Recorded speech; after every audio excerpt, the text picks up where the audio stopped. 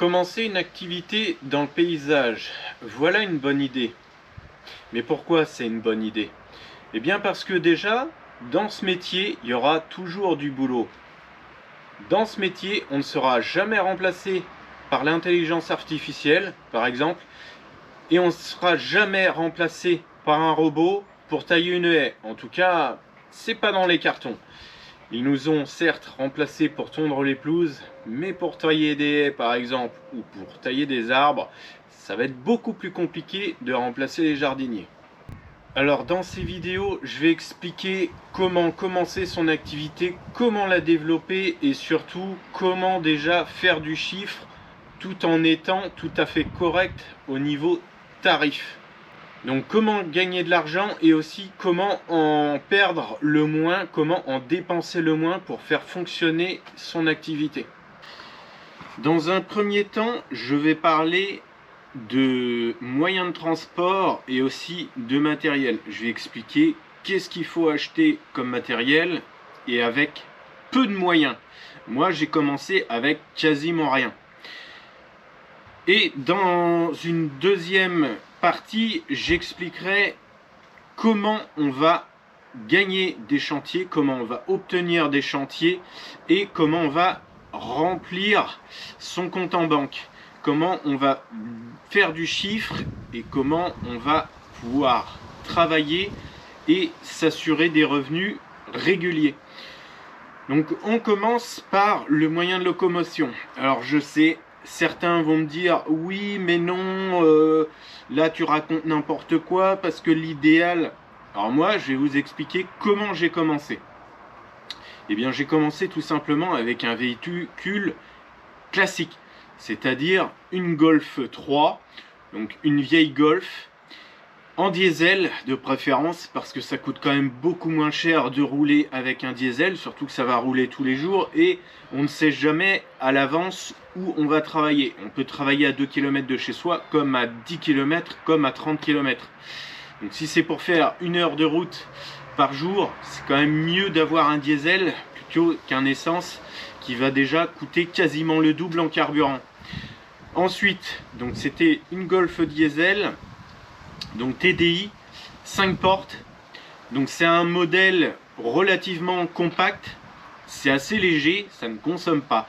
Le seul petit défaut du véhicule, c'est vrai, et je n'y avais pas spécialement pensé quand je l'avais acheté, mais j'étais tellement jeune puisque j'avais que 20 ans, c'est que j'aurais dû plutôt prendre le break, mais bon, c'est pas grave, ce fut une petite erreur parce qu'en réalité, eh bien en achetant du matériel adapté qui se range dans un petit coffre, éventuellement on rabat les sièges, mais avec du matériel pliable, démontable, que l'on peut ranger facilement dans le coffre, eh bien on peut commencer avec une voiture standard. Pourquoi acheter une voiture standard et pourquoi pas acheter tout de suite un gros camion, un utilitaire? Eh bien tout simplement, déjà avec une voiture standard classique, vous n'avez pas à passer le contrôle technique tous les ans. Contrôle technique tous les ans qui est obligatoire sur les véhicules utilitaires, donc les fourgons, les voitures commerciales, tout ce qui est camion. Donc ensuite, pourquoi commencer avec un véhicule classique? Tout simplement parce que au niveau des prix dans les petites annonces, ça commence vraiment très bas. Et pas besoin d'acheter une épave, on peut trouver un véhicule, on va dire, idéal pour commencer autour des 3, 4, 5 000 euros. À l'époque, ma Golf TDI, je l'avais achetée, elle avait 170 000 km, 4 ans, je l'avais payé à peu près 6 000 euros. Bon, je ne l'avais pas acheté bien cher, aujourd'hui c'est vrai, les prix ont un petit peu grimpé, pour avoir la même chose, c'est plutôt 8 000. Bon, je dis pas qu'il faut acheter une Golf, mais vous avez compris le truc.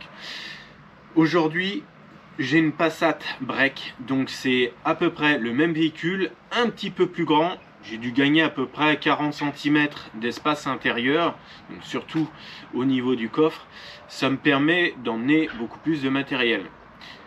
Alors après, il y a le choix, c'est vrai, chèque emploi service ou vraiment se mettre à mon compte. Moi j'ai commencé le chèque emploi service il y a presque 30 ans. Et oui, j'ai plus 30 ans malheureusement. Je n'ai pas 32 ans malheureusement. Alors, en chèque emploi service, c'est vrai que ce type de véhicule, ça passe mieux qu'un fourgon. Un fourgon, ça fait un peu bizarre de voir quelqu'un qui travaille avec un camion et qui travaille en chèque emploi service. C'est vrai que ça colle pas forcément. Mais l'avantage du chèque emploi service, c'est qu'on peut commencer à arrêter. On est un petit peu plus libre de faire ce qu'on veut. On n'a pas besoin de faire de devis, par exemple. Quelque part, il n'y a pas de perte de temps. Mais le chèque emploi service, c'est vrai que ça a des limites. Alors, ça fonctionne très bien quand on travaille avec du bouche à oreille. Mais quand on ne travaille pas avec le bouche à oreille, c'est peut-être pas la meilleure solution. Mais bref. Même si vous vous mettez à votre compte, de toute façon, vous pouvez très bien commencer en achetant un véhicule break, de préférence diesel. Au besoin, vous achèterez pourquoi pas une remorque, voire réfléchir, pourquoi pas louer un autre véhicule si une ou deux fois dans l'année vous avez vraiment besoin d'un véhicule plus gros et plus adapté pour déplacer des choses, que ce soit du matériel ou tout simplement pour déplacer les branches et emmener tous les déchets du chantier. Donc pourquoi je conseille encore une fois d'acheter ce type de véhicule, donc un véhicule classique, donc véhicule de particulier, léger, et bien tout simplement parce que déjà d'une part au niveau consommation du véhicule, vous ferez de grosses économies. Et moi, croyez-moi, c'est vraiment comme ça que j'ai tiré mon épingle du jeu. Je ne gagnais pas énormément d'argent, par contre, je ne dépensais quasiment rien en frais de transport. Il faut savoir que entre le coût moyen d'utilisation d'une voiture comme ça et un fourgon, c'est du simple au double. Donc déjà, vous avez de grosses économies à faire en achetant une voiture toute simple. Vous achetez un break, en carburant, c'est quasiment 2 fois moins de carburant pour rouler. Ensuite, les pneus sont beaucoup moins chers. Sur certains véhicules, on trouve vraiment des pneus à des prix très très bas, alors que sur un camion, les prix des pneus sont toujours assez élevés, voire très élevés pour ne pas dire exorbitants. Ensuite, le problème, c'est pour trouver un camion qui tient la route, parce que trouver un camion d'occasion qui n'est pas fatigué, c'est pas forcément facile. Donc vous trouverez beaucoup plus facilement un break qui a environ 200 000 km.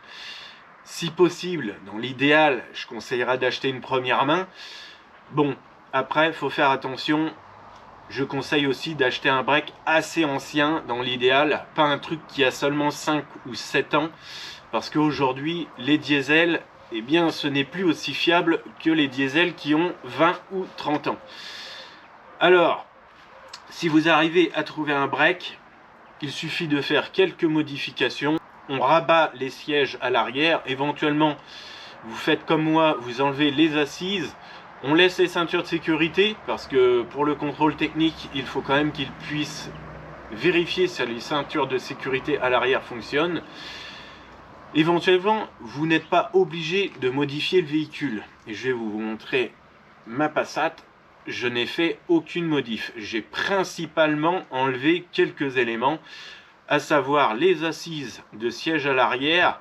J'ai laissé les sièges à l'avant pour éventuellement prendre quelqu'un, ça peut dépanner. Et j'ai laissé les ceintures de sécurité à l'arrière. Par contre, j'ai enlevé la plage arrière, évidemment, parce que ça sert à rien. Donc à l'avant, je me sers des vides-poches pour mettre un peu de matos, des gants, micro-ondes, on sait jamais, de temps en temps ça sert. J'ai un peu de matériel partout. À l'arrière, bon là ça se précise un petit peu. Donc à l'arrière, ça laisse pas mal de place pour mettre du matériel. Alors les échelles pliables, ça rentre très facilement. Bon là c'est un peu le bazar, mais il suffit de ranger et puis on met quand même très facilement beaucoup de matériel. Donc les taille-haies, il n'y a vraiment pas de problème. Et surtout, je conseille, c'est d'utiliser, pourquoi pas, un porte-outil. Un porte-outil. C'est quoi un porte-outil? Un porte-outil, non, c'est pas un truc que l'on fixe à l'arrière du véhicule pour mettre du matos. Un porte-outil, c'est un demi-arbre avec un moteur thermique et avec lequel on peut faire plusieurs activités. Par exemple, tailler des haies, débroussailler et compagnie. Donc voilà à quoi ressemble un porte-outil style. Après, vous mettez ce que vous voulez, hein, taille-haie, débroussailleuse, éventuellement élagueuse. Ça évite d'avoir un paquet de machines et surtout un paquet de moteurs à entretenir. Et ça évite d'acheter plusieurs machines différentes. Et puis voilà ce qu'on peut mettre donc sur le porte-outil, donc taille-haie et débroussailleuse. Bon, cette débroussailleuse, elle n'est pas super au niveau du cache projection, mais bon. Alors moi, j'ai choisi du style, mais aujourd'hui, il y a beaucoup de marques qui font des porte-outils avec du bon matos. Moi, j'ai acheté du style il y a une vingtaine d'années, j'en étais plutôt content. Bon, maintenant, ça baisse un petit peu en qualité, mais bon, c'est pas grave. Vous n'êtes pas obligé d'acheter du style en matière de machine. Alors je sais qu'il y en a qui vont pas être d'accord avec moi, mais dans ce métier, pour être paysagiste, il faut une formation professionnelle.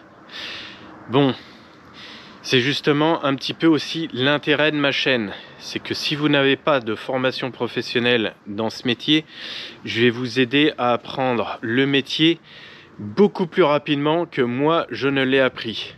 J'ai fait 6 ans d'études, j'ai galéré pendant 6 ans à bosser pour des entreprises et en faisant des stages pour gagner rien du tout. Mais ces 6 années, je peux vous en faire un petit peu bénéficier parce que, tout compte fait, on peut faire une formation accélérée et on peut apprendre beaucoup plus vite qu'en allant à l'école et en faisant des stages. Parce que malheureusement, eh bien, les gens ont tendance à garder un petit peu leurs secrets et leurs combines pour eux-mêmes. Donc voilà l'intérêt de suivre ma chaîne et de suivre mes contenus. Vous gagnerez à peu près toute mon expérience, mais dans une formation ultra concentrée et en plus de ça, beaucoup plus rapide et gratuite. Que demander de plus? Et moi qui donne des conseils, est-ce que j'ai réussi ma vie financièrement? Eh bien, je vous laisse juger. À 25 ans, j'ai acheté un terrain et j'ai fait construire cette maison qui n'est pas la plus petite du quartier. Bon, ça c'est un détail, on s'en fout un peu quelque part, mais je préfère le préciser. Et puis en matière de voiture, comme c'est mon autre passion, c'est ma deuxième passion, j'ai un petit peu ce qu'il faut dans le garage.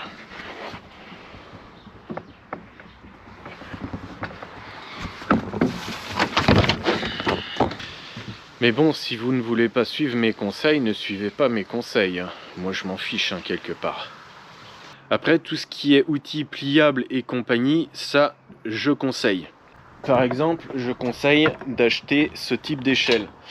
Pourquoi je conseille d'acheter ce type d'échelle? Eh bien, parce que, grosso modo, eh bien, ça fait le travail de quasiment toutes les échelles que l'on peut trouver dans le commerce. Elle est peut-être un tout petit peu moins haute, mais en général, eh bien pour commencer, on ne va pas très haut dans le paysage, puisque une fois qu'on grimpe à 3 mètres, en général, on peut tailler à peu près toutes les haies. Donc avec cette échelle, on peut grimper à plus de 3 mètres, donc évidemment on peut la mettre en parisienne. Et puis, dans l'idéal, c'est d'acheter 2 modèles, donc une petite, une grande. J'ai commencé par acheter la petite, et je me suis dit, bon, la grande, eh bien, je vais l'acheter parce que pour tailler les haies hautes ou pour aller un petit peu plus loin, eh bien, c'est assez pratique. Alors, celle-ci, entièrement dépliée, elle mesure pratiquement 6 mètres de hauteur. Déjà, quand vous grimpez à 6 mètres de hauteur, c'est déjà pas mal. Que ce soit pour enlever une branche ou pour faire n'importe quoi, je dirais que ça suffit. Il n'y a pas besoin d'acheter plus grand. Et puis quelque part, eh bien, si un jour vraiment vous avez besoin, vous pouvez acheter un échafaudage ou alors des échelles bien plus grandes. Mais pourquoi faire? Généralement, ça ne vous servira pas à grand chose. Alors, chose aussi qu'il faut vraiment faire attention, ne pas acheter trop de matériel d'un seul coup. Il vaut mieux acheter au fur et à mesure qu'on obtient les chantiers. On a des demandes, on achète en fonction le matériel dont on aura besoin. Par exemple, moi au départ, j'ai acheté quasiment rien. Donc j'avais le véhicule, j'ai commencé par travailler avec un escabeau que j'avais. Je suis tombé parce que c'était un escabeau merdique. Je me suis dit, bon, terminé, le matériel de merde, j'en veux plus. J'avais un petit peu d'argent et j'ai commencé à investir dans des échelles pliables. Ensuite, j'ai fait toujours au fur et à mesure et en fonction des jardins que j'ai trouvés. Donc, quand on a par exemple un chantier où il y a vraiment des arbres à abattre, là, on peut commencer à investir, à acheter une tronçonneuse. Mais c'est pas la peine d'investir dans des machines et encore des machines en se disant, on sait jamais, ça va certainement me servir. Non, ça c'est une très mauvaise idée. Le matos, on l'achète quand on a vraiment les demandes. Si on n'a pas les demandes, on attend. Et ensuite, lorsqu'on a les demandes, alors par exemple, si vous faites un petit peu de tonte, bon, évidemment, le souffleur, c'est quasiment indispensable. Ça, c'est du matériel que je recommande d'acheter dès le départ. Dès le début de l'activité, on peut acheter un souffleur. Une élagueuse. Alors ça, je recommande d'acheter assez rapidement parce que c'est quand même une machine qui va servir quasiment tout le temps dès qu'on aura une petite branche à couper, même s'il est vrai que si vraiment on n'a pas d'argent, on peut toujours acheter une scie d'élagage et on peut commencer avec de la scie. Donc en matière de scie d'élagage, je conseille d'acheter ça. Donc on peut commencer par acheter une scie d'élagage avant d'acheter une tronçonneuse. Donc les petits outils, c'est vraiment le truc qu'on achètera en premier parce que ça ne coûte pas grand chose et c'est vraiment indispensable. Donc on fait le tour du petit matériel que je conseille d'acheter déjà quand on commence son activité. Alors, truc tout simple. L'idéal, quelque part, c'est un petit peu ça. Pourquoi? Alors ça, c'est grosso modo un manche porte-outil, comme on pourrait dire. Alors, j'ai acheté du Wolf. On n'est pas forcément obligé d'acheter du Wolf. Moi, je trouve que c'est pas mal parce qu'il y a des outils qui sont super. Après, les manches ont tendance à péter un peu ici. Malheureusement, ils ne sont pas éternels. Un manche, ça fait entre 5 et 10 ans. Donc, on peut mettre un petit peu tout ce qu'on veut. Râteau à feuilles. Râteau. Et cet outil-là qui est vraiment génial pour désherber. Alors ça c'est vraiment super pour désherber, entretenir, gratter. On peut aussi gratter un petit peu l'enrobé avec ça quand on a de la mousse par exemple. Ça permet d'enlever le plus gros de la mousse. Alors pourquoi acheter un porte-outils comme ça et les petits outils? C'est parce que ça vous évite d'avoir 10 ou 15 manches dans la voiture. Déjà on en supprime 3-4 manches qui ont tendance à prendre beaucoup de place et ça sert pas forcément à grand chose pour déplacer le matériel. C'est quand même très intéressant, on gagne aussi un petit peu de poids dans le véhicule. Bon, les classiques, une pelle, mais de préférence avec un manche incassable, le borgne, je précise, et je conseille parce que c'est ce qu'il y a de vraiment mieux en manche incassable. Et après, je dirais si possible une bêche pépinière. Bon, si c'est pas une bêche pépinière, c'est pas grave, elle sera un petit peu plus courte, mais je conseille d'acheter une bêche. Ça c'est vraiment le genre de truc qu'il vous faut impérativement. Pourquoi acheter une bêche pépinière? Eh bien, parce que c'est vraiment l'outil dont vous aurez besoin tout de suite. Donc que ce soit pour entretenir des bordures de pelouse, un petit coup de bêche, que ça soit pour arracher, même pour désherber, planter un petit arbuste, une bêche pépinière c'est l'idéal. Bon, si c'est une bêche classique, elle sera juste un petit peu plus courte. Donc tout ce qui est matériel classique, déjà ça, je dirais, on peut acheter tous les yeux fermés. Ça servira tôt ou tard, même si c'est dans 3 mois, mais ça servira. Et en général, on se débrouillera toujours pour garder tout ça avec soi. Ensuite, en matériel de taille, eh bien, je conseille d'acheter au minimum 2 types de ciseaux différents. Alors ça, c'est pareil, c'est de l'indispensable et ça ne coûte pas bien cher. Donc, avec seulement 100 ou 150 euros, on a 2 bons ciseaux. On peut déjà travailler, faire de la taupière. Et c'est toujours indispensable d'avoir un ciseau avec soi. Parce qu'un taille-haie, des fois, ça passe pas partout. Ensuite, moi j'ai encore un très grand ciseau. Donc ça me permet d'aller plus loin. Ça, on l'achètera dans un second temps. Si vraiment on en ressent le besoin, pourquoi pas. Mais on commence avec 2 ciseaux, c'est suffisant.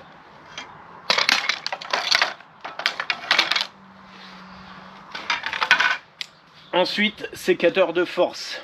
Alors, sécateur de force, évidemment, quelque part, je conseille d'en acheter 2. Pourquoi? Parce que ça peut arriver. Donc, on achète un sécateur de force, on est sur le chantier, le manche casse, on se retrouve avec rien pour couper de la branche.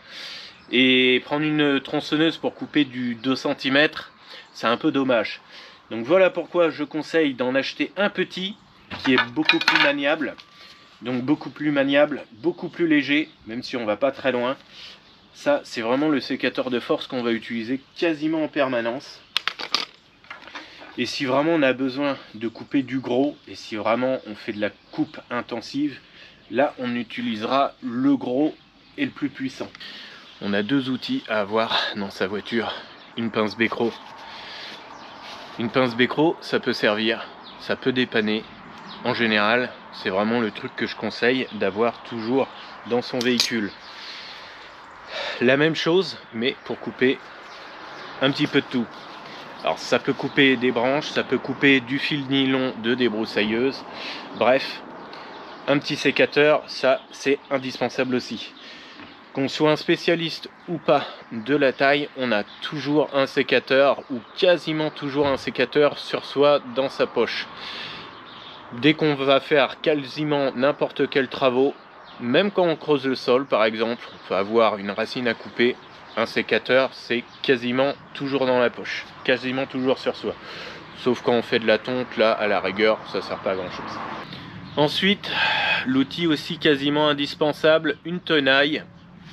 Alors je sais, une tenaille, bon, on s'en servira pas tous les jours, mais si vous avez un fil de fer, si vous avez un petit truc à revoir sur une clôture, ne serait-ce que rattacher un fil de tension par exemple, n'importe, obligatoire dans la voiture. Ça c'est vraiment le genre de matériel qui est tout simple, mais ça peut vous sauver la vie par moment, c'est incroyable. Alors ça, 1 mètre, oui, pourquoi pas, si vous en avez un, mais c'est pas forcément le truc indispensable. Ça peut servir, éventuellement. Personnellement, je m'en sers vraiment pas souvent, mais ça peut servir, pourquoi pas, pour vous mettre d'accord sur une mesure, par exemple, avec le client. Donc bon, ça coûte pas grand chose, ça tient pas beaucoup de place, voilà pourquoi je dirais, pourquoi pas. Est-ce qu'il faut le préciser? Alors casque anti-bruit, ça oui, obligatoire. Bon, en général, on nous en offre un ou presque quand on achète une machine. Si vous en avez pas avec la machine ou si vous en avez pas du tout un seul, c'est vraiment le truc qu'on achète en premier. Déjà d'une part, pour commencer, ça fait professionnel. Quand un particulier vous voit avec un casque anti-bruit, ça fait vraiment beaucoup plus professionnel que celui qui se promène avec rien du tout et éventuellement avec des baskets aux pieds. Ensuite, dans la même veine, on aura toujours des chaussures de sécurité et ça c'est vraiment le truc qu'il faut acheter en premier. Ensuite viennent les bottes. Alors bottes pas forcément de sécurité, bon si vous en trouvez pourquoi pas, mais ça coûte beaucoup plus cher. Moi pour le moment je n'ai jamais acheté de bottes de sécurité. Par contre, chaussures de sécurité, je dirais que dès que le temps est sec et que on peut marcher en chaussures de sécurité, c'est quand même bien mieux. Alors attention, les chaussures de sécurité n'aiment pas trop la flotte. Et c'est pour ça que, en général, eh bien, je mets les chaussures de sécurité l'après-midi et je mets les bottes le matin. Ça permet d'avoir moins d'humidité dans les godasses. Donc c'est une petite astuce que je vous donne. Ensuite, on continue avec le petit matériel. Donc ça aussi, c'est quasiment indispensable. Une massette. Bon, moi j'ai du Le Borgne, c'est increvable, mais si vous avez la même chose avec un manche en bois, il n'y a pas de souci, ça peut le faire. Après, en petit matériel, il faut un petit peu tout ce qu'il faut pour bricoler un minimum. C'est-à-dire, je dirais, dans l'idéal, c'est pas mal d'avoir une clé de 10. Que ce soit pipe à œil, n'importe quoi ou plate, mais il faut toujours avoir au moins une clé de 10. Une clé de 13, ça peut servir. Donc surtout pour les tronçonneuses par exemple, c'est généralement du 13. Ou alors il faut avoir le kit d'outils fourni avec vos machines. Donc ça, même si ça prend un petit peu de place, on met tout ça dans un sac plastique et on se démerde. Lime pour affûter la tronçonneuse, ça c'est pareil, c'est vraiment indispensable. C'est le truc qu'il faut toujours avoir sur soi. Alors même si ça fait quelques kilos de matos à traîner en plus du matériel habituel et qu'on va prendre éventuellement au jour le jour, au cas par cas, en général, je conseille que pour gagner du temps, on ne s'amuse pas à décharger tout le matériel. On garde quasiment tout le matériel en permanence et éventuellement on va descendre ce qui est très lourd, très encombrant dans le véhicule. Par exemple, ma grande échelle en aluminium, donc pliable, qui fait 6 mètres dépliés, 3 mètres environ en parisienne, elle fait quand même 19 kg. Donc 19 kg, quand je sais que j'en ai pas besoin, je l'enlève. Par contre, celle qui fait 13 kg, je me dis, bon, si j'en ai besoin, je la sors, je m'en sers et je la remballe. Je perds pas trop de temps, ça se sort facilement et ça pèse pas spécialement grand chose, ça prend pas trop de place.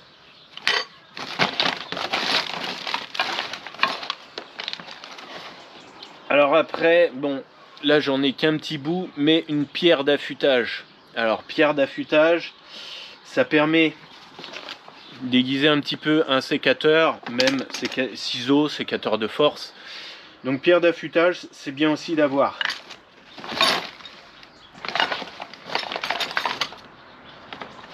Et puis évidemment, il vous faut au moins un tournevis. Un tournevis, c'est le minimum. Donc tournevis pour souvent la tronçonneuse, ça peut servir. Retendre un petit peu la chaîne et même avoir un tournevis, ça peut servir en cas de besoin. Alors ensuite, en matière de bidouille, je dirais ce qui est assez intéressant et assez pratique, c'est un petit peu de fil de clôture, un tendeur à la rigueur, ça peut servir, ça peut dépanner. C'est un petit peu les outils, le matos polyvalent. Et ensuite, fil de débroussailleuse. Et puis, bon, moi j'ai des petites boîtes aussi. Un sando et des sangles. Voilà. Un petit peu de rubalise aussi, c'est vrai. Un peu de rubalise, ça peut servir. Baramine, je dirais ça c'est dans un second temps. Pas obligé d'acheter ça tout de suite. En plus, c'est un petit peu lourd. Donc ça, pour arracher, c'est très utile. Mais c'est pas très utile d'acheter une baramine pour commencer.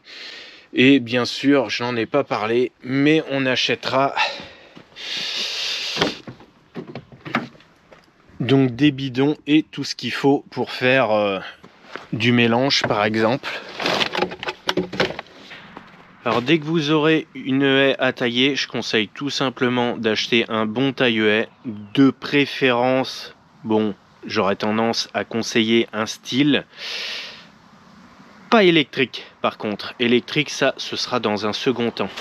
Enfin pour conclure, j'espère que vous aurez un petit peu compris ce que je veux dire. C'est qu'on achète le matériel au fur et à mesure des demandes. Donc si pour le moment vous n'avez pas vraiment de chantier, attendez déjà d'avoir le premier chantier et sûr. Une fois que vous savez que vous avez un chantier, éventuellement si vous commencez déjà à y travailler un petit peu. Si vous voyez que vous allez avoir besoin, par exemple, d'une tondeuse, réfléchissez un petit peu, n'achetez pas la plus chère et la plus grosse, hein, c'est pas forcément très utile. Réfléchissez à laquelle qu'il faut vraiment acheter. Si vous avez besoin d'un taille-haie, c'est pareil, réfléchissez, est-ce que vous êtes mieux d'acheter un taille-haie sur perche, donc un porte-outil, donc taille-haie avec porte-outil.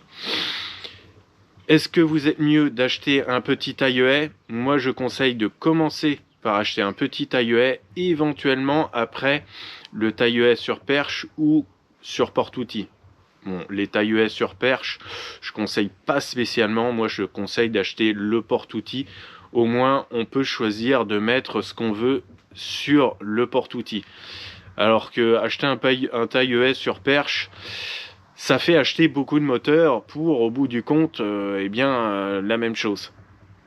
Donc moi, taille-haie sur perche, je n'ai jamais acheté autre que sur porte-outil, donc demi-arbre. Ensuite, tronçonneuse, si vraiment pour le moment vous n'avez pas de budget, attendez un petit peu avant d'acheter une tronçonneuse. Peut-être vous achèterez une tronçonneuse au bout de 6 mois par exemple. Si on est en mai-juin, je vois pas trop l'intérêt d'acheter une élagueuse, une tronçonneuse, n'importe laquelle. Attendez éventuellement en novembre pour acheter une tronçonneuse. Par contre, le souffleur, c'est quasiment indispensable. C'est beaucoup mieux qu'un balai. Ça, c'est vraiment le genre de matos, on achète tout de suite les yeux fermés. De toute façon, quoi qu'on fasse, on a besoin d'un souffleur. Que ce soit pour du gravier ou pour ça, que ce soit de la poussière, des petites feuilles, bref, c'est toujours utile d'avoir un souffleur. Après, acheter un souffleur électrique ou thermique, je dirais que le thermique c'est un petit peu plus polyvalent, sauf que ça fait du bruit. Faut en tenir compte. Maintenant, si on trouve un souffleur électrique vraiment pas cher, comme tout ce genre de matériel évolue très vite, je préfère pas trop donner de prix et je ne préfère pas conseiller vers un souffleur électrique ou thermique parce qu'aujourd'hui l'électrique c'est très cher mais les prix commencent à chuter sacrément. Je sais qu'aujourd'hui on trouve des porte-outils et du matériel électrique vraiment pas cher et parfois les chinoiseries, tout compte fait, ça peut être intéressant.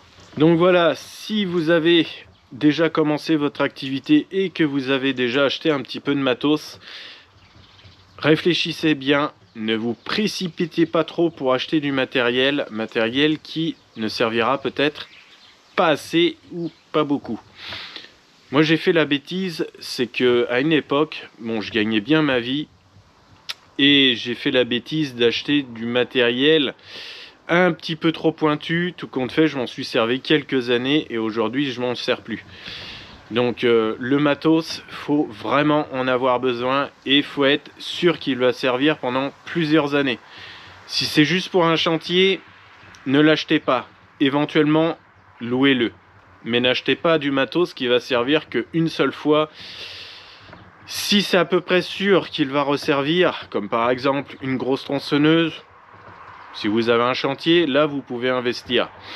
Mais par exemple, un énorme broyeur de végétaux, non, n'achetez pas. Parce que vaut mieux acheter du petit matériel pour commencer que d'acheter des très très grosses machines qui vont vous coûter un bras et après il va falloir les entretenir, il faut les stocker. Et ça c'est un point aussi très compliqué, stocker le matos, parce que quand c'est pas dans le véhicule, c'est quand même très compliqué de stocker du matériel, surtout quand on n'a pas un grand jardin. Si vous avez aimé cette vidéo, pensez à mettre un pouce, et la prochaine fois on discutera des chantiers à prendre ou à prendre. Enfin à prendre ou à ne pas prendre quoi. Allez, ciao!